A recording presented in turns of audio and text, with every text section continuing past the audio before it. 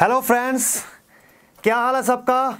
मैं कुलजीत आज फिर आपके साथ आपके चैनल एग्जामपुर में आपका स्वागत करता हूं। ठीक है फ्रेंड्स, मैं आपका रोज स्वागत करता हूं, लेकिन आप भी मेरा स्वागत किया कीजिए लाइक से, शेयर से, सपोर्ट से।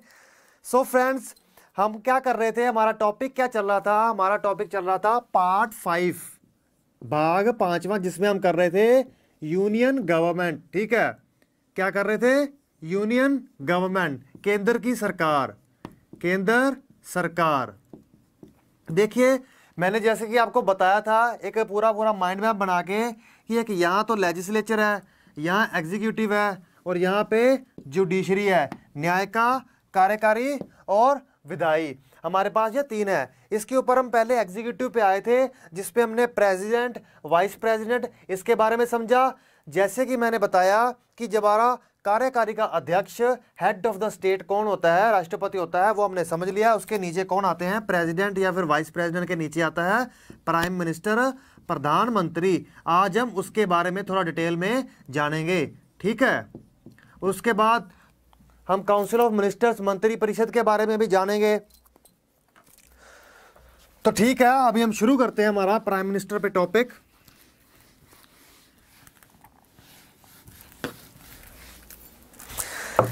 देखिए, प्राइम मिनिस्टर को, देखिए मैंने जैसे कि आपको पहले भी बताया, जिस दिन मैं आपको प्रेसिडेंट का लेक्चर खत्म कर रहा था, उसके आखिर में मैंने आपको यह बात बताई थी कि जो हमारा प्रेसिडेंट होता है वो नॉमिनल हेड होता है, नॉमिनल हेड।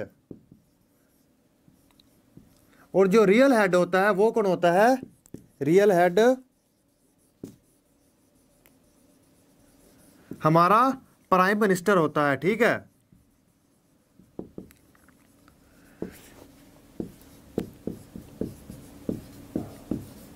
प्राइम मिनिस्टर, प्रधानमंत्री। देखिए, नॉमिनल का मतलब क्या है? नामांकित, नामिक। और रियल का मतलब क्या है? असली, जिसके हाथ में सारी ताकत होती है। नामिक का मतलब क्या है? इसको तो बस एक तरह का सिग्नेचर करने के लिए ही बिठा रखा है। लेकिन ठीक है, मानते हैं कि उसकी सिर्फ सिग्नेचर ही करना है, लेकिन फिर भी जैसे कि मैंने आपको पिछली क्लास में समझाया था, इसके पास एक वीटो पावर होती है। वीटो पावर के अंतर्गत कहीं ना कहीं वो चाहे तो बिल को जो, या फिर उसको चाहे ना चाहे तो मना भी कर सकता है कि मैं इसको एसेंट, इसको मंजूरी नहीं दूंगा। इसके साथ इसी हिसाब से कहीं ना कहीं इसके बाद में ताकत होती भी है। लेकिन जैसे कि हम बात कर रहे थे, नॉमिनल हेड प्रेसिडेंट को एक और नाम से जाना जाता है, और जो हमारा प्राइम मिनिस्टर है उसको भी एक और नाम से जाना जाता है, उसे कहते हैं डी फैक्टो। कहीं आपसे क्वेश्चन में ये बात पूछ भी सकते हैं कि जो हमारा प्रेसिडेंट होता है वो क्या होता है? डी फैक्टो होता है। डी फैक्टो का मतलब जिसके हाथ में मेन पावर होती है, डी फैक्टो एग्जीक्यूटिव। हिंदी के लिए भी डी फैक्टो ही समझ लीजिए। एग्जीक्यूटिव का मतलब तो आपको पता ही है, कार्यकारी। और इसमें प्रेसिडेंट को भी फिर कुछ कहा जाता होगा, इसको क्या कहा जाता है? डी ज्यूर, डी ज्यूर कहा जाता है। ठीक है, अब डी ज्यूर का मतलब क्या है? नामिक, जैसे कि मैंने बताया, नॉमिनल हेड। ठीक है, यहां तक तो हमारी बात एक कहीं ना कहीं ऊपर स्टार्टिंग से हो चुकी है। अब हम बात करते हैं जो हमारा डी फैक्टो है, जो हमारा डी फैक्टो प्रधानमंत्री है, उसके बारे में बात करते हैं, जो हमारा रियल कार्यकारी है। ठीक है,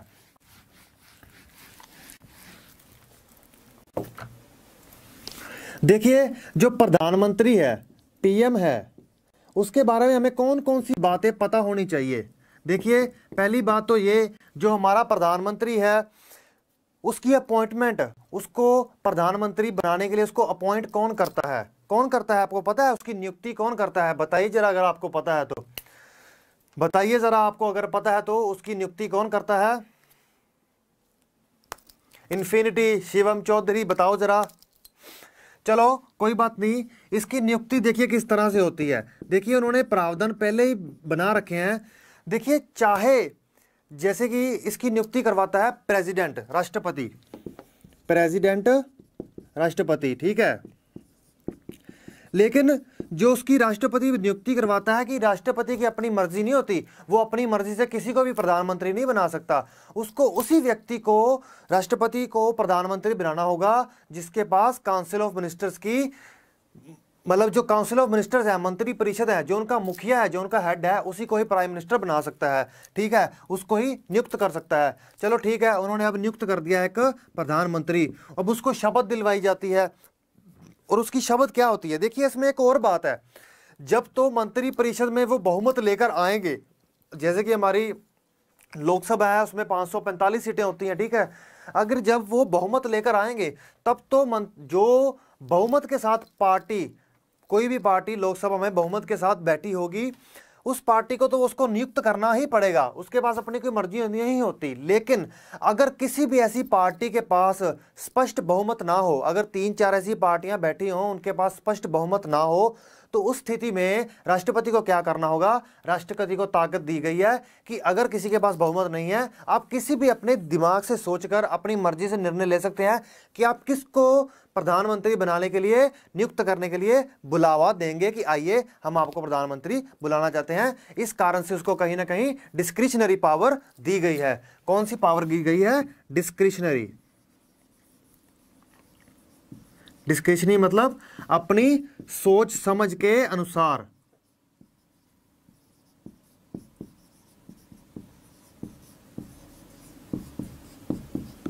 ठीक है, ये तो हो गया हमारा प्रेसिडेंट को किस तरह से नियुक्त किया जाता है, अपॉइंट किया जाता है। अपॉइंट में मैंने बता दिया दो चीजें हैं। अगर तो स्पष्ट बहुमत लेके मंत्री परिषद का मुखिया आएगा तो वो सीधा सीधा प्रधानमंत्री घोषित कर दिया जाएगा। अगर वो स्पष्ट बहुमत लेकर नहीं आता है तो फिर प्रेसिडेंट के पास पूरी ताकत है कि वो जो चाहे वो करेगा। ठीक है, अब यहां तक तो होगी उसकी नियुक्ति की बात। अब इसके बाद समझना चाहिए कि उसकी ओथ, देखिए हमें पता होना चाहिए कि वो कौन सी शपथ लेता है। अभी मैंने आपको प्रेसिडेंट की शपथ के बारे में बताया, वाइस प्रेसिडेंट की शपथ के बारे में बताया। इन दोनों की शपथ में बहुत ही अंतर है। क्या अंतर है, देखिए जैसे कि राष्ट्रपति है, वो क्या करता है, वो संविधान को प्रोटेक्ट करता है, प्रिजर्व करता है, डिफेंड करता है, रक्षण करता है, संरक्षण करता है, प्रतिरक्षण करता है। उसी तरीके से इनका काम अलग है। इनकी शपथ क्या है,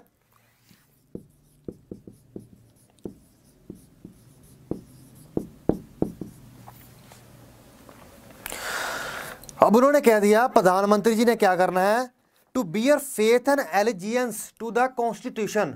कॉन्स्टिट्यूशन का रक्षण करने के लिए, प्रतिरक्षण करने के लिए तो उन्होंने प्रेसिडेंट को कह दिया, क्योंकि आखिरी साइन करने की, सिग्नेचर करने की, या फिर कह दिए मंजूरी करने की किसी भी अधिनियम को या किसी भी बिल को उनके पास ही तो है ना। तो वही डिफेंड करेंगे, वही बचाव करेंगे। वो देखेंगे कि कौन सा बिल उसका नुकसान कर रहा है तो वो उसको पास नहीं करेंगे। जैसे कि मैंने बताया कि उनके पास पॉकेट वेटो जैसी पावर है। ठीक है, लेकिन इनको क्या शपथ दी गई प्रधानमंत्री को, to bear faith and allegiance to the constitution, संविधान में सच्ची श्रद्धा और निष्ठा। ये हमको पता होना चाहिए क्योंकि ये चीजें पूछी जा सकती हैं और बड़े प्यार से यूपीएससी जैसे एग्जामों में भी पूछी गई है। क्यों ना आप में भी, क्योंकि ये तो बहुत आसान चीज है। ये तो पता ही होनी चाहिए कि हम कौन सी शपथ लेते हैं हमारे प्रधानमंत्री या फिर हमारे जो काउंसिल ऑफ मिनिस्टर्स हैं। To bear faith, faith and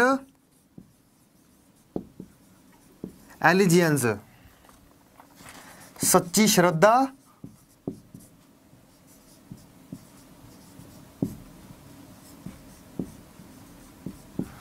और निष्ठा। ठीक है, ये तो हो गया उसकी पहली जो एक कसम लेता है। दूसरा क्या लेता है, to uphold the sovereignty and integrity of India. उसने अखंडता को बचाना है, किसकी, भारत की अखंडता को बचाना है। To uphold sovereignty. सोवरेनिटी का मतलब मैंने आपको प्रियम्बल, प्रस्तावना समझाते हुए बहुत अच्छे से समझाया था कि सोवरेनिटी का मतलब क्या है। ना ही भारत के अंदर सरकार के ऊपर कोई है, ना ही भारत के बाहर। हम ही हैं जो अपने ऊपर शासन करते हैं, जो लोग हैं, जो व्यवस्था बनाई गई है उसके द्वारा। ठीक है, सोवरेनिटी एंड इंटेग्रिटी। इंटेग्रिटी किसकी, इंडिया की। ठीक है, भारत की प्रभुता अखंडता, प्रभुता एवं अखंडता। ये तो होगी, ये वो दो स्वेयर कस्में जो वो लेते हैं, उसके अलावा कौन सी हैं, faith and conscientiously discharge the duty of the constitution and office. संविधान द्वारा बनाया गया जो ऑफिस है, जो उसका पद है प्रधानमंत्री का, उसकी जो ड्यूटीज हैं, उसके जो कर्तव्य हैं, उसका निर्वाह करना। क्या करना, निर्वाह करना। और तीसरी ऐसी क्या कसम है, to do right to all manners of people, हर वर्ग के, हर तबके के, हर तरह के लोगों के साथ अच्छा करना। किस अनुसार, संविधान और विधि द्वारा बनाए गए सिस्टम के द्वारा, व्यवस्था के द्वारा जो कानून बनाया गया उसके द्वारा न्याय करना, ये इसका काम है। ठीक है, ये तो हो गया। तीसरा क्या आ जाता है, मैं लिख के बता देता हूं आपको, फेथ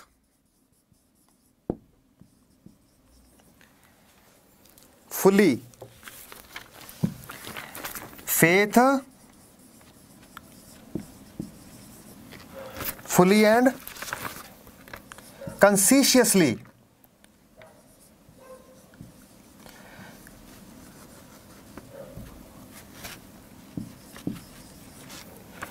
discharge duty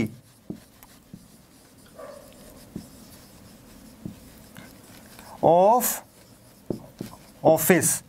ऑफिस मतलब जो राष्ट्रपति के पद के कार्यों का निर्वाह, निष्ठा से कार्यों का निर्वाह। अब चलो ठीक है, ये चीजें तो राष्ट्रपति, प्रधानमंत्री अपने पद के अनुसार जो उसको संविधान की कानून या फिर कह दिए बेसिक लॉ के अंतर्गत उसको बाध्य किया गया है। लेकिन उसके अलावा उसके तीन तरह के रिलेशन, तीन तरह के संबंध तय किए गए हैं। किस तरह के संबंध तय किए गए हैं, देखिए जो राष्ट्रपति होता है वो तो कहीं ना कहीं चाहे नामिक होता है, चाहे उसके पास सिर्फ आखिर में बिल जाना है जिसको उसके सोचना है और बाद में उसको एक नियमित एक टाइम के अनुसार उसको एसेंट दे देनी है, मंजूरी दे देनी है। लेकिन जो हमारा प्राइम मिनिस्टर होता है उसके पावर्स और फंक्शन, उसकी शक्तियां और उसके कार्य बहुत ही महत्वपूर्ण होते हैं। क्यों? क्योंकि जो रियल है, जो डी फैक्टो है, जिसके पास एक मुख्य कार्यकारी की ताकत है, वो प्रधानमंत्री के पास होती है। अगर वही अपना काम अच्छे से नहीं कर पाएगा तो बहुत दिक्कत हो जाएगी। अब जो उसकी प्रधानमंत्री की पावर्स हैं, शक्तियां हैं, पावर एंड फंक्शन,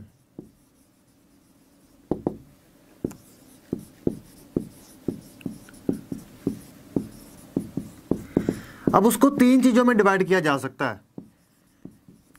पहला तो प्रधानमंत्री का संबंध किसके साथ, उसकी काउंसिल ऑफ मिनिस्टर्स, मंत्री परिषद के साथ, रिलेशन किसके साथ, काउंसिल ऑफ मिनिस्टर्स के साथ। अब काउंसिल ऑफ मिनिस्टर्स क्या है,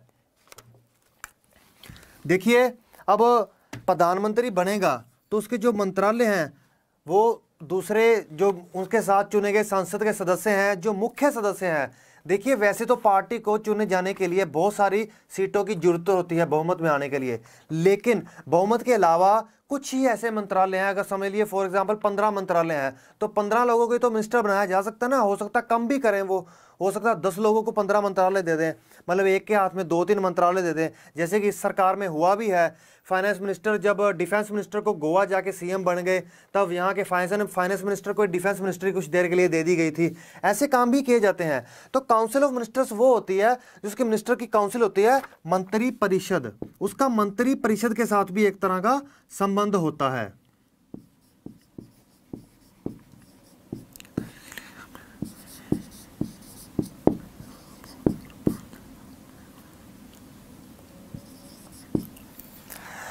अब देखिए मंत्री परिषद के साथ उसका क्या संबंध है, क्या संबंध है ये हमें पता होना चाहिए।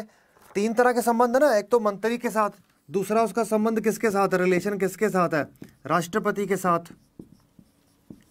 देखिए राष्ट्रपति संबंध जैसे रिलेशन, ये तो आपको पता ही है, इतनी हिंदी इंग्लिश तो मेरे को दोबारा लिखूंगा, आप लोगों का टाइम वेस्ट होगा, इसलिए मैं हिंदी में ज़्यादा कर देता हूँ, ठीक है।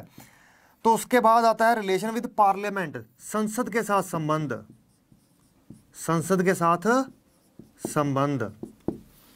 अब देखिए सबसे पहले हम बात कर लेते हैं relation with council of ministers, मंत्री परिषद के साथ किस तरह का उसका संबंध होता है। पहला देखिए प्रधानमंत्री को ही, देखिए जैसे कि मैंने बताया कि जो एक बहुमत के साथ पार्टी जीत के आई उसके मुखिया को ही राष्ट्रपति अपॉइंट कर सकता है, नियुक्त कर सकता है, लेकिन उसके अपॉइंट होने के बाद प्रधानमंत्री कहेगा राष्ट्रपति को कि आप इस व्यक्ति को, जैसे होम मिनिस्टर कौन है हमारे यहाँ के, जो होम मिनिस्टर हैं, या फिर जो हमारे फाइनेंस मिनिस्टर अरुण जेटली जी, ठीक है, जो होम मिनिस्टर राजनाथ सिंह जी। अब प्रधानमंत्री को, जो प्रधानमंत्री हैं, उन्होंने राष्ट्रपति को बोला कि आप राजनाथ सिंह को होम मिनिस्ट्री का मंत्रालय दे दीजिए, फाइनेंस मिनिस्टर है, वित्त मंत्रालय है, मिनिस्ट्री है, ये आप अरुण जेटली जी को दे दीजिए। ये सुझाव उन्होंने दिया कि जो भी मिनिस्टर्स, जो भी विभागों के लिए मिनिस्टर्स अपॉइंट किए जाएंगे वो किसकी एडवाइस पे किए जाएंगे? प्रधानमंत्री की एडवाइस पे किए जाएंगे। ये पहला काम होता है अपॉइंट, जो कि है नियुक्त, ठीक है, वो कहा जाता है पीएम की एडवाइस पे बनाए जाते हैं, ठीक है। अब दूसरी बात, अब दूसरा क्या होता है, कौन सा मंत्री कौन से मंत्रालय में बैठेगा। अब देखिए, उसको मिनिस्ट्री की अपॉइंटमेंट दिलवाता है और कौन से मंत्रालय में कौन सा मिनिस्टर जाएगा। जैसे वित्त मंत्रालय दे रखा है अरुण जेटली को। अब देखिए, अरुण जेटली जी बीमार हुए थे तब वो गए थे, उसको उनके बीच के पीरियड में कुछ देर के लिए एक मंत्री बनाए गए। अब उनको कौन सा मंत्रालय देना है, मतलब मंत्रालय देना और मंत्रालय का दोबारा अदला बदली करना मंत्रियों की, ये सारी ताकत उन्हीं के हाथ में होती है और ये संबंध भी वही तय करते हैं। क्या? Allocate and reshuffle portfolio. Portfolio मतलब मंत्रालय,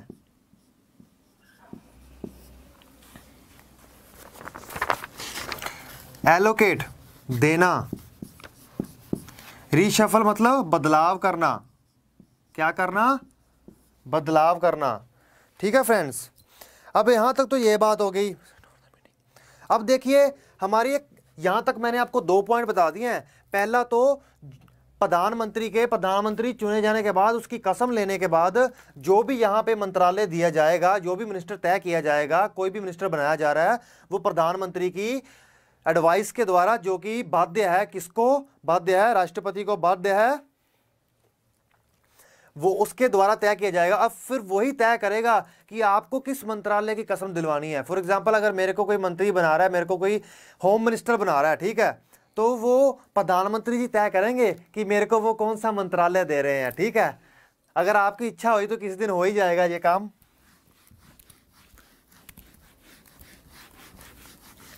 अब ये तो एक ये बात होगी, ठीक है।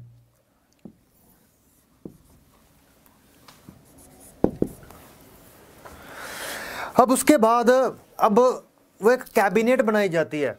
अब कोई भी मंत्रालय के मंत्री चुने गए हैं, आपने देखा होगा कि अक्सर कहा जाता है कि कैबिनेट की मीटिंग हो रही है, कैबिनेट की मीटिंग हो रही है, ये बात अक्सर ही कही जाती है। अब कैबिनेट की मीटिंग में आपने कई बार अगर देखा भी होगा न्यूज़ में, क्या होता है कि वो कैबिनेट की मीटिंग में कुछ मंत्री बैठे होते हैं, जैसे कि सुषमा स्वराज जी बैठी होती हैं, वित्त मंत्री अरुण जेटली जी बैठे हुए हैं, राजनाथ जी बैठे होते हैं, गडकरी जैसे लोग बैठे होते हैं, बड़े बड़े मंत्री बैठे होते हैं, ठीक है। उसको क्या कहा जाता है? ऐसे मतलब देखिए, बहुमत है उनके पास, इसका मतलब बहुत से लोग सदस्य हैं, बहुत से लोग संसद में उस पार्टी के सदस्य बन के गए हैं, तभी तो वो पार्टी बहुमत में है ना। लेकिन फिर भी कुछ ही लोग क्यों बैठे होते हैं? देखिए, जिन लोगों को मंत्रालय दिया गया, अगर फॉर एग्जांपल 10 लोगों को मंत्रालय दिया गया, या समझ लीजिए 15 लोगों को मंत्रालय दिया गया, उनमें से कौन से लोग या फिर पूरे लोग या कितने लोग उस मीटिंग का हिस्सा बनेंगे, उसे कैबिनेट मीटिंग कहा जाता है। उसे छोटे नाम में किचन कैबिनेट भी कहा जाता है। क्यों, ऐसा क्यों है? थोड़ा डिटेल में आपको किचन कैबिनेट वाले पॉइंट पे जाके बताऊंगा मैं। देखिए, अभी मैं आपको रिलेशन बता रहा हूं ना काउंसिल ऑफ मिनिस्टर्स का पीएम के साथ, तो अभी छोटा बता देता हूं, अभी क्या अभी क्लियर कर दूंगा मैं वो बात, ठीक है। अब देखिए, दूसरा क्या होता है इसका रिलेशन, प्रिसाइड ओवर द, मैंने इसीलिए आपको समझाया, प्रिसाइड ओवर द मीटिंग। जो वो मीटिंग होती है, चाहे वो कैबिनेट की मीटिंग हो, चाहे उस पार्टी के सारे सांसद जो सदस्य में, सारे के सारे सांसद जो संसद में बैठते हैं, उन सब की मीटिंग लेनी हो, उसका प्रिसाइड, उसका मुखिया कौन बनता है? उसका मुखिया कौन बनता है? प्रिसाइड का मतलब मुखिया उस मीटिंग का, ठीक है। वो जो मीटिंग होती है उसका मुखिया कौन बनता है? वो भी प्रधानमंत्री बनता है। ये भी एक रिलेशन है, संबंध है। अब देखिए, रिलेशन और संबंध में कई बार हमें ना ये चीजें समझने में बड़ी दिक्कत आती है कि ये कानून लिखा गया, ये क्या है। देखिए, हमारे माता है, हमारे पिता हैं, वो भी तो हमारे रिलेशन में ही है ना, हमारे संबंध ही है ना उनके साथ भी। तो जैसे आपके फूफा है, चाचा है, ताया है, वो भी तो रिलेशन ही है ना। अगर बड़ा ताया है, अगर समझ लिया आपके दो भाई बहन है, आपके मामा पापा दो भाई हैं, और एक बड़ा भाई एक छोटा भाई है, तो बड़ा भाई मुखिया की तरह होता है और छोटा भाई क्या होता है, जो मीटिंग के अंदर एक आम मेंबर की तरह बैठता है, ठीक है। तो उसी तरह से एक संबंध तय किया गया उनका, ठीक है। अब उसके बाद आता है collapse of the council of ministers. देखिए तीसरा संबंध क्या है काउंसिल ऑफ मिनिस्टर, मंत्री परिषद के साथ। अगर जो प्रधानमंत्री क्या दे दे, रिजाइन दे दे, क्या दे दे, रिजाइन, इस्तीफा दे दे, इस्तीफा दे दे, तो क्या होता है, तो जो काउंसिल ऑफ मिनिस्टर्स है वो भी कोलैप्स हो जाती है, गिर जाती है। देखिए अगर प्रधानमंत्री इस्तीफा दे दे या फिर मर जाए, इस्तीफा दे दे या फिर मर जाए, तो काउंसिल ऑफ मिनिस्टर्स, मंत्री परिषद कोई भी काम नहीं कर सकती, कोई भी वो काम नहीं कर सकती, तब वो कोई भी काम नहीं कर सकती जब तक कि कोई उसके पास प्रधानमंत्री नहीं है। अब रिजाइन दे दिया, तो अगर अब सोचें कि प्रधानमंत्री दे चुका है रिजाइन और अब वो काम करते रहेंगे, ऐसा नहीं होता, ठीक है।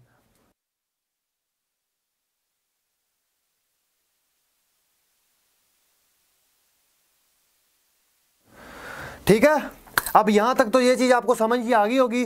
काउंसिल ऑफ मिनिस्टर्स, मंत्री परिषद के साथ इनका रिलेशन, संबंध समझ आ गया होगा। 4 पॉइंट्स मैंने आपको 5 पॉइंट्स बताए हैं, ठीक है। अब ये देखिए, ये एक तरह की स्टोरी, एक तरह की ये चीजें बतानी जरूरी थी। क्यों जरूरी थी? अगर आपको काउंसिल ऑफ मिनिस्टर्स, मंत्री परिषद के साथ थोड़ा सा कानून, थोड़ा संबंध ही नहीं पता तो क्या फायदा है, ठीक है।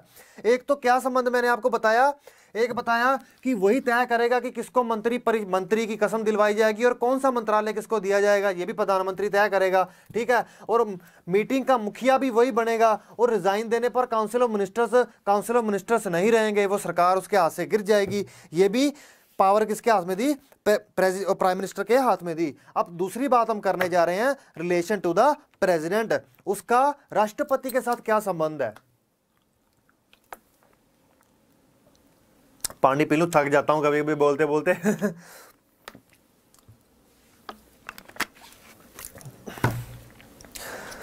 देखिए अब आता है relation to the president, relation to the president, ठीक है।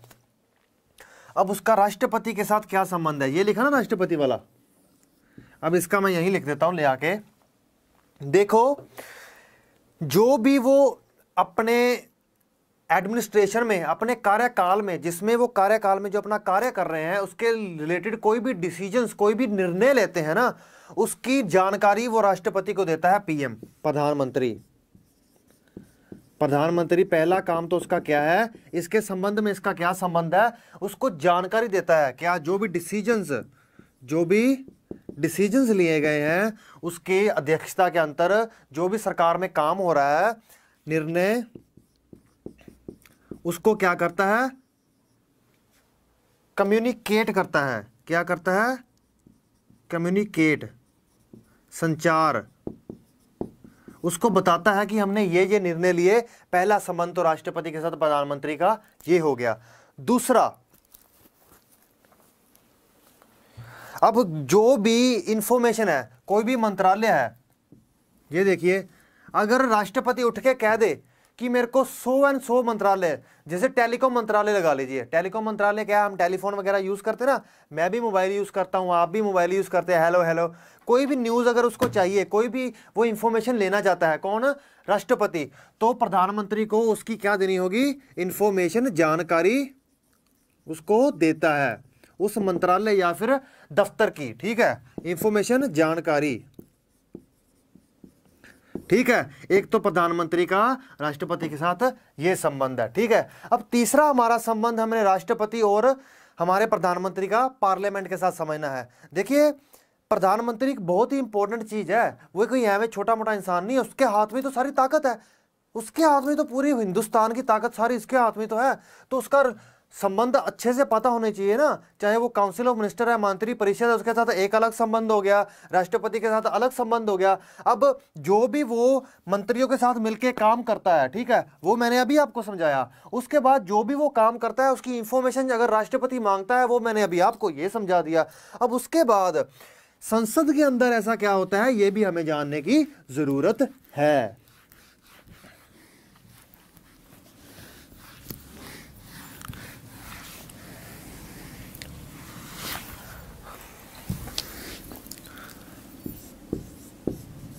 पीएम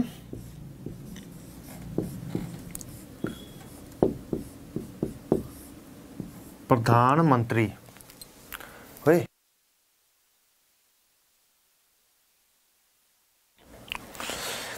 अब देखिए,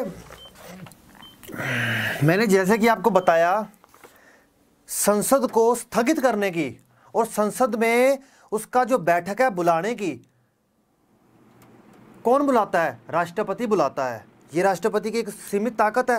प्रधानमंत्री कहेगा कि राष्ट्रपति जी आप एक काम करिए, सदस्य बैठक को स्थगित कर दीजिए या बुला लीजिए, तो यह क्या करता है? स्थगित कर देता है या बुला लेता है।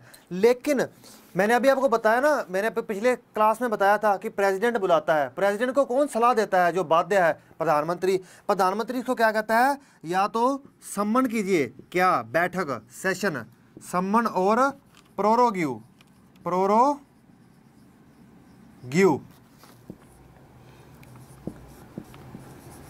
आहूत या सत्रावासन। सम्मन और प्रोरोग्यू। सम्मन का मतलब बुलाना, प्रोरोग्यू का मतलब स्थगित कर देना। ये कौन कहता है? ये राष्ट्रपति को, प्रेसिडेंट को ये चीज बताता है। ये इसका संबंध है किसके साथ? संसद के साथ, कि संसद बुलाना और बिठाना इसी के हाथ में मेन है। आखिर में चाहे फैसला इसको देता है, चाहे इसके द्वारा बुलाता है, लेकिन बुलाता तो यही है ना। ठीक है। और दूसरा क्या है? देखिए, दो सभाएं हैं। अभी हम पार्लियामेंट जो आएगा ना अगले सेशंस में, जो अगले लेक्चर्स करेंगे, उसमें मैं आपको बताऊंगा कि पार्लियामेंट के बारे में डिटेल में बात करेंगे। तो पार्लियामेंट में एक लोकसभा होती है। लोकसभा क्या है? ऐसा सभा जो कभी भी विघटित, डिसोल्यूट की जाती है, की जा सकती है। मतलब सरकार जब भी गिर जाती है तो क्या होता है? लोकसभा डिसोल्यूट हो जाती है, विघटन हो जाती है। दूसरी इसकी क्या सकती है कि ये कभी भी क्या कर सकता है? लोकसभा को डिसोल्यूट कर सकता है, विघटित कर सकता है। कैसे करेगा? ये अपना रिजाइन चुपचाप लिखेगा, मैं रिजाइन लिख रहा हूँ, मैं रिजाइन लिख रहा हूँ। रिजाइन लिखा, राष्ट्रपति जी ये लीजिए मेरा रिजाइन, और जाएगा। और वो क्या हो जाएगी? जो संसद है, ये कौन सा संबंध कर रहे हैं हम? संबंध किस बात का संबंध कर रहे हैं? ये ध्यान रखना जरा, एम फिर गलती नहीं होनी चाहिए। ये संबंध चल रहा है संसद के साथ, किस तरह का संबंध है। अब संसद में लोकसभा है ना, अगर लोकसभा विघटन किस तरह से कर सकता है? वो रिजाइन देकर कर सकता है। उसके बाद जो संसद का फ्लोर है, जो संसद की सभा है, उसमें पॉलिसीज, गवर्नमेंट जो भी नीतियां लाई है उसकी घोषणा भी यही करता है। नीतियों की घोषणा कहां किसके अंदर? संसद की जो लोकसभा है उसके अंतर्गत, उसके अंदर नीतियों की घोषणा भी यही करता है। ये तीन उसके संबंध हैं, किसके साथ? संसद के साथ। ठीक है। अब माइंड मैप सा बना दिया है। अब देखिए, एक माइंड मैप बना था, उसका संबंध काउंसिल ऑफ मिनिस्टर, मंत्रिपरिषद के साथ। दूसरा बना था राष्ट्रपति, प्रेसिडेंट के साथ। तीसरा बना उनका प्रधानमंत्री का, इसके साथ। ठीक है। अब हम थोड़ा आगे चलते हैं।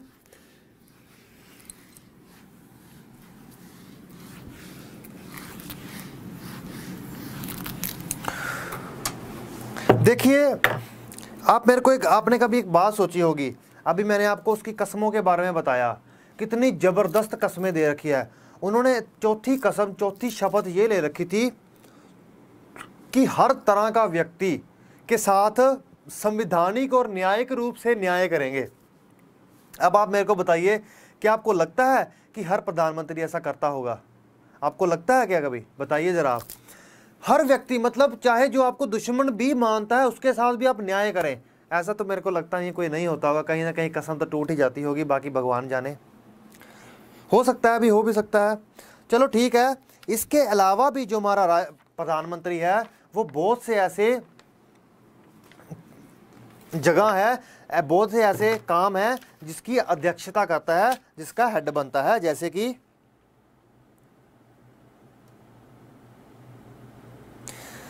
बहुत सी कमीशंस बनाई गई हैं। देखिए, आपको पता होगा, आपके अभी हम बात भी करेंगे inter state council. Inter state council क्या होता है?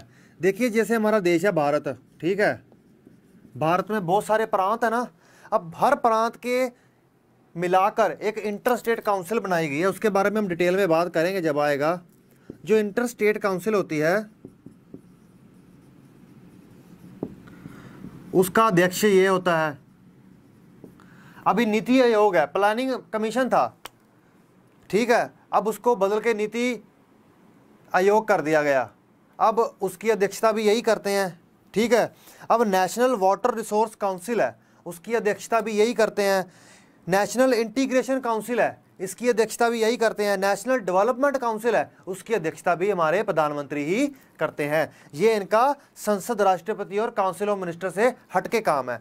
देखिए हमारी जो नेशनल डिजास्टर कमीशन है, अथॉरिटी है। नेशनल डिजास्टर का मतलब क्या है? जब कभी बहुत ज़्यादा भूचाल आ जाता है, कहीं पे बाढ़ आ जाती है, तो उसकी जो अथॉरिटी बनाई गई है उसको, उसकी सिचुएशंस को, उस तरह की स्थितियों को डील करने के लिए उसकी अध्यक्षता भी यही करते हैं। ऐसा क्यों है कि इसकी अध्यक्षता प्रधानमंत्री के हाथ में क्यों दी गई? देखिए ये बहुत बड़े मुद्दे हैं। पानी एक बहुत बड़ा मुद्दा है। सभी प्रांतों में, सभी राज्यों में बीच में अच्छे संबंध ये बहुत जरूरी है। अगर नहीं होंगे तो बहुत दिक्कत आ सकती है, इसलिए इनकी अध्यक्षता का काम इनके हाथ में दिया गया। और ऐसा क्या करते हैं? Foreign policy, foreign policy. देखिए जो हमारी इस वक्त की फॉरेन पॉलिसी है, जो पूर्व की तरफ, किसकी तरफ? ईस्ट की तरफ ध्यान देती है, उसका आप मेरे को नाम बता सकते हैं? बताइए जरा, मैं देख रहा हूं, अगर आप बता सकते हैं तो बताइए जरा आप।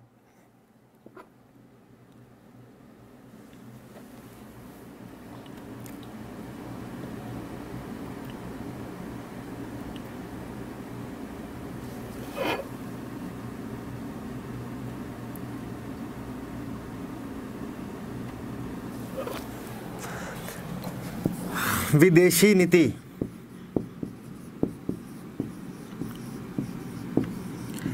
देखिए एक्ट ईस्ट पॉलिसी। पहले हमारे पास क्या थी? Look east policy.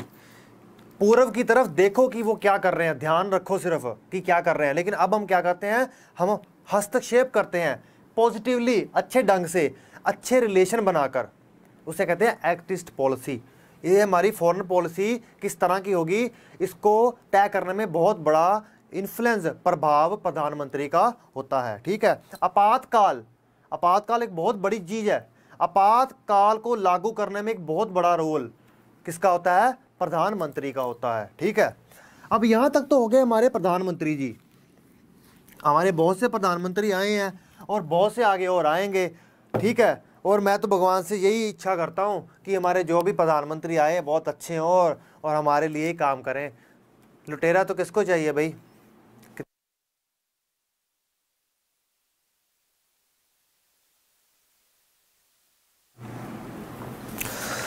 देखिए अब हम चलते हैं काउंसिल ऑफ मिनिस्टर्स पर। अभी हमने पीएम किया, पीएम का काउंसिल ऑफ मिनिस्टर्स के साथ संबंध देखे, लेकिन हमें काउंसिल ऑफ मिनिस्टर्स, मंत्री परिषद में क्या है, किस तरह से है, ये भी तो हमें पता होना चाहिए ना। अब हम चलते हैं काउंसिल ऑफ मिनिस्टर। क्या? काउंसिल ऑफ मिनिस्टर, मंत्री परिषद, मंत्री परिषद, ठीक है। अब मंत्री परिषद का क्या है? अब देखिए मंत्री कैसे चुने जाते हैं, मैंने आपको अच्छे से बता दिया। मंत्री कैसे चुने जाते हैं मैंने आपको अच्छे से बता दिया। मंत्री चुने जाते हैं पीएम की, प्रधानमंत्री की एडवाइस पर, परामर्श पर, ठीक है। एक बात तो ये होगी। दूसरी बात क्या है? उसकी शपथ। देखिए जो जो शपथ, जो जो ओथ, क्या? शपथ। देखिए मैं आपको एक चीज बार बार बताऊंगा तो आपको भी बहुत टाइम वेस्ट होगा ना, इसलिए मैं इसको थोड़ा डिटेल में नहीं जाऊंगा। देखिए जो शपथ हमने प्रधानमंत्री के समय पे ली, वही शपथ इसने लेनी है। बस वो जो पहली 4 आपको बताई ना, उसमें से पहली 3 ही ये लेते हैं। क्या लेते हैं? जैसा कि मैंने आपको बताया था, to bear faith and allegiance to the constitution, संविधान में श्रद्धा और निष्ठा रखूंगा। सच्ची श्रद्धा और निष्ठा जरूरी है, उनका काम तो निष्ठा रखना ही है ना। दूसरा वो to uphold the sovereignty and integrity of India, भारत की प्रभुता एवं अखंडता रखेंगे बचाकर, ये भी उनका काम है। तीसरा faith and conscientiously discharge the duties of office, श्रद्धा पूर्वक एवं शुद्ध अंतरण से अपने दायित्व का निर्वाह करेंगे। ये 3 काम इनके हैं, ठीक है, ये 3 काम तो इनके हैं। अब देखिए इनकी रिस्पॉन्सिबिलिटी। अब आपको एक और बात बताता हूं, आपको अभी पता होगा, अभी हाल ही में कुछ ही दिनों पहले एक अविश्वास प्रस्ताव, no confidence motion Rahul Gandhi और उनके साथ जो विपक्ष में लोग बैठे थे मिलकर लाए, किसके खिलाफ, बीजेपी के खिलाफ, भाजपा के खिलाफ, जो अविश्वास प्रस्ताव पास नहीं हो पाया। वो अविश्वास प्रस्ताव का बहुत बड़ा वैल्यू है, बहुत बड़ा महत्व है, डेमोक्रेसी का बहुत बड़ा हथियार है। कैसे? अगर कोई सरकार तानाशाह हो तो उसको गिराया जा सकता है अविश्वास प्रस्ताव, नो कॉन्फिडेंस मोशन को लेकर। देखिए अब काउंसिल ऑफ मिनिस्टर्स और पीएम, ठीक है, चाहे इसको इसके बीच में इंक्लूड ही कर लो, पहले मोटी मोटी बात तो हम काउंसिल ऑफ मिनिस्टर्स की कर रहे हैं। ये उत्तरदायी होते हैं, क्या होते हैं? उत्तरदायी होते हैं, रिस्पॉन्सिबल होते हैं, रिस्पॉन्सिबल होते हैं। एक तो है सामूहिक, कोलेक्टिव, कौन सी? कोलेक्टिव, और इंडिविजुअल।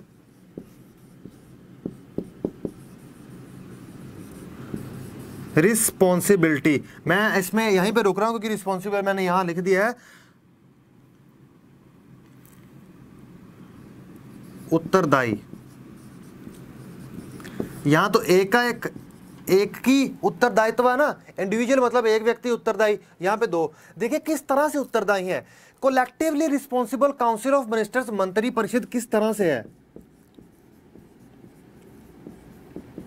देखिए जो मंत्री परिषद है उसके खिलाफ अगर नो कॉन्फिडेंस मोशन लाया जाए,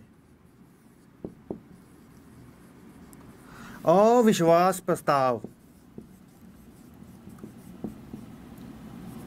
यह तय करता है उसकी सामूहिक उत्तरदायित्व। मतलब संसद के अंदर सभी के सभी मंत्री उत्तरदायी होते हैं, किसको? संसद को।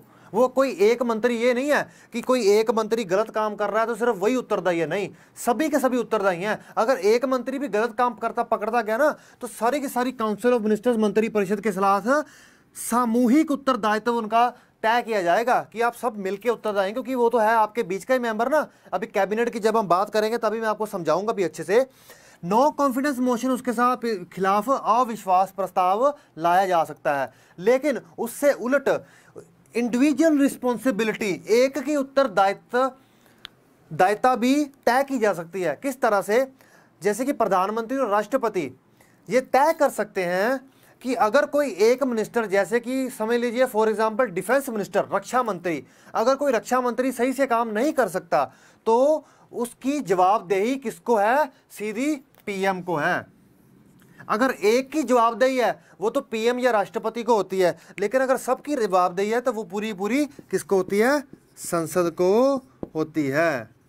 मुझे पूरी आशा है कि आप लोगों को मेरे साथ समझने में, पढ़ने में बहुत अच्छा लगता है और बहुत मज़ा आता होगा, और आप ऐसे ही पढ़ा करिए। मेरे को भी बहुत अच्छा लगता है जब आप मेरे साथ देते हो, क्योंकि मैंने देखता हूँ ना बहुत अच्छे अच्छे रिप्लाई आते हैं, सभी मेरे बताते ही बिल्कुल झट आंसर की तरह आने लग जाता है, तो बहुत अच्छा लगता है मेरे को।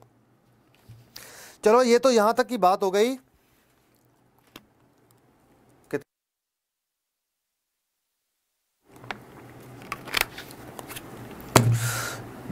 अब उसके बाद सबसे पहले तो मैं काउंसिल ऑफ मिनिस्टर का ये बता दिया कि वो पीएम की मर्जी से रखे जाते हैं, प्रधानमंत्री की मर्जी से रखे जाते हैं। फिर उसकी उत्तरदायित्वता ये तय कर ली हमने किस तरह से होती है। अब उसके बाद हमें ये पता होना चाहिए कि हमारी कैबिनेट होती है एक, जिसको हम कहते हैं kitchen cabinet.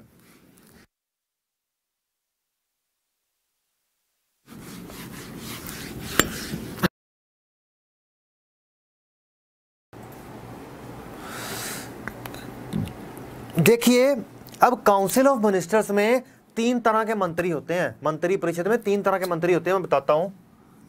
Council of ministers में, मंत्री परिषद में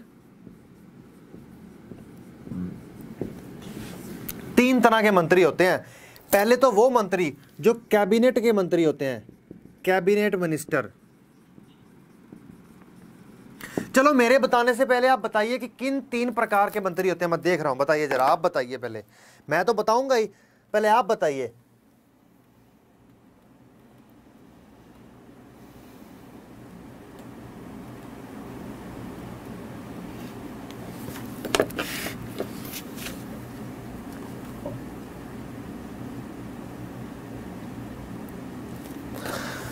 चलो वैसे मेरे को कई सही रिप्लाई आ रहे हैं, चलो कोई बात नहीं, बताता हूं। कैबिनेट मंत्री, कैबिनेट मंत्री, देखिए पहले तो होते हैं कैबिनेट मंत्री, ठीक है, और दूसरे कौन होते हैं? Minister of state, minister of state.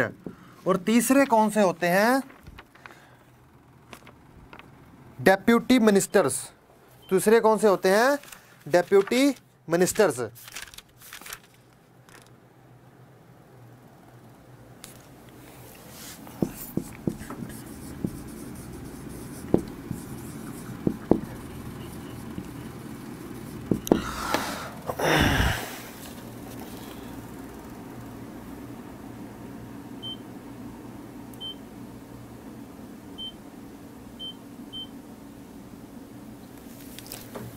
देखिए जो उप मंत्री होते हैं या फिर जो ये राज्य मंत्री होते हैं, देखिए कैबिनेट मिनिस्टर क्या होते हैं? जैसे तो वैसे तो बहुत सारे मंत्रालय हैं सरकार के पास होते हैं, लेकिन जो मुख्य मंत्रालय होते हैं जैसे रक्षा मंत्रालय, ठीक है, डिफेंस मिनिस्टर कह देते हैं, फाइनेंस मिनिस्टर, वित्त मंत्रालय मिनिस्ट्री, या फिर होम मिनिस्ट्री, ऐसी जो मुख्य मिनिस्ट्रियां हैं, देखिए वो क्या बनाती हैं? कैबिनेट। एक तरह का एक कैबिनेट बनता है, आपने अक्सर ही सुना होगा, जहां पे पीएम बैठेंगे, बाकी सारे मंत्री उनके आसपास बैठेंगे, ये एक तरह की कैबिनेट मंत्रालय बन जाता है, ठीक है। उसके बाद एक मिनिस्टर ऑफ स्टेट, राज्य मंत्री, ऐसे मंत्री जिनको वो मंत्रालय दे जाते हैं, जरूरी हैं लेकिन इनके जितने जरूरी नहीं होते, लेकिन होते हैं मिनिस्टर ऑफ द स्टेट, राज्य के मंत्री होते हैं। और वो तीसरे प्रकार के मंत्री क्या होते हैं? डेप्यूटी मिनिस्टर, उप मंत्री, जो या तो कैबिनेट मंत्री में से, जैसे फॉर एग्जाम्पल वित्त मंत्रालय लगा लीजिए, फाइनेंस मिनिस्ट्री लगा लीजिए, उसकी मदद के लिए एक डेप्यूटी मिनिस्टर रख दिया, इस तरह से वो उनके छोटे मिनिस्टर आ जाते हैं, ठीक है। अब यहां तक तो हमारा 3 का वर्गीकरण हो गया, एक तरह का क्लासिफिकेशन हो गया। अब हम इसको थोड़ा डिटेल में समझना है कैबिनेट मंत्री को, वो ज्यादा डिटेल में नहीं है, ज्यादा से ज्यादा 1 मिनट या 2 मिनट का लगेगा। अब देखिए कैबिनेट मिशन एक तरह की, इसको किचन कैबिनेट भी कहा जाता है। क्या भी कहा जाता है? किचन। किचन, आपके घर में किचन होती है ना, किचन कैबिनेट भी कहा जाता है। क्या है? देखिए कैबिनेट मंत्रालय का,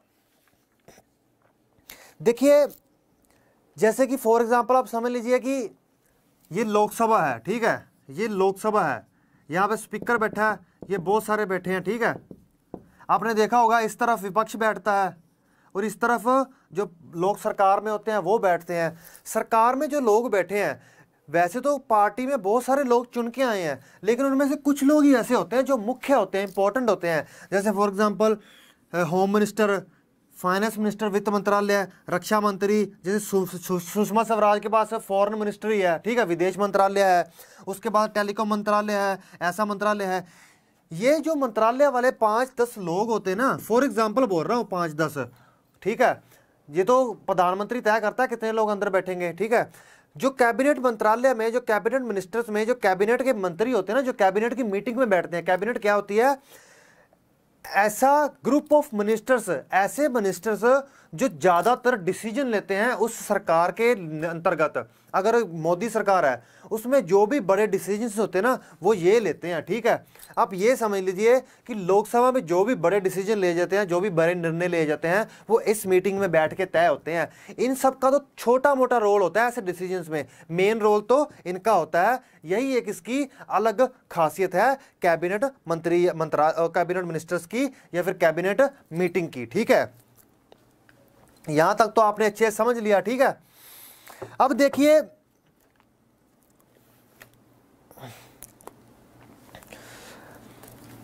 अगर ये मंत्रालय ना हो, अब क्या कहा गया है इसके बारे में? देखो कई जगह पर कहा गया है, जैसे कि ये लोकसभा है, लोकसभा जैसे कि मैंने यहां पे समझाया, उन्होंने कहा कि ये एक तरह का न्यूक्लियस होता है, ऊर्जा का केंद्र होता है। जो भी मंत्रालय की सरकार की जो निर्णय लेने की क्षमता है, जो निर्णय निकल के आते हैं कि हमने ये निर्णय लिया, ये नीति आई, ये एक्ट आया, ये बिल आया, ये अधिनियम आया, ये सब ये तय करते हैं। उनका तो काम ज़्यादातर इंप्लीमेंट करना, लागू करना ही होता है। ये तो हमारा हो गया चलो कैबिनेट मिनिस्टर्स या फिर कैबिनेट मीटिंग, ठीक है। ये तो हमने कैबिनेट मिनिस्टर किस तरह से बैठते हैं, क्या उनका सिस्टम होता है, यहाँ पे प्रधानमंत्री बैठते हैं, ये मैंने आपको अच्छे से समझा दिया, ठीक है। चलो फ्रेंड्स, ये तो हमारा हो गया एक टॉपिक, प्रधानमंत्री, पीएम और काउंसिल ऑफ मिनिस्टर्स, मंत्री परिषद, जिसके बारे में हमें पता होना चाहिए था। और साथ में हमने हमारे ये भी समझ लिया कि कितने तरह के मिनिस्टर्स होते हैं। ये पूछा जा सकता है कि कितने तरह के हो सकते हैं। मैंने आपको तीनों तरह के बता दिए हैं और मैंने आपको ये भी समझा दिया है, जिसको समझने की इतनी ज़्यादा ज़रूरत भी नहीं थी और ज़रूरी भी था, लेकिन वो था कैबिनेट मिनिस्टर्स। सो फ्रेंड्स, फिर से एक बार मैं आपका एग्जामपुर में आने के लिए स्वागत करता हूं और मैं आपको अगेन फिर से कहता हूं, प्लीज आप हमारा बढ़ चढ़ के समर्थन कीजिए, साथ दीजिए और अच्छे अच्छे कमेंट कीजिए, लाइक तो जरूर कीजिए। Okay friends, bye,